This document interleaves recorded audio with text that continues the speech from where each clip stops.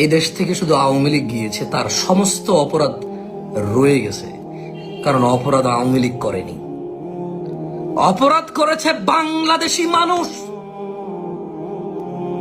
অপরাধ বিএনপি করছে না, অপরাধ করছে বাংলাদেশের মানুষ। বিএনপি 15 বছর ছিল না, অপরাধ ছিল, আওয়ামী লীগ ছিল।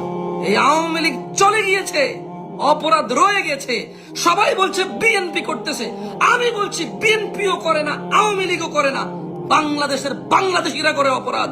মায়ের ছেলে করে, স্ত্রীর স্বামী করে, ছেলের বাবা করে, মেয়ের বাবা করে, জামাইয়ের শ্বশুর করে, ভাতিজার চাচা করে, ভাগিনার মামা করে, মামার ভাগিনা করে। এই দেশে আমরা বাংলাদেশিরা অপরাধী, কোন দল অপরাধী নেই দেশে। আর এই মানুষগুলো দল করে, এই অপরাধী মানুষগুলো কেউ আওয়ামী লীগ করে, কেউ বিএনপি করে, কেউ জাতীয় পার্টি করবে, কেউ এনসিপি করবে, কেউ ওই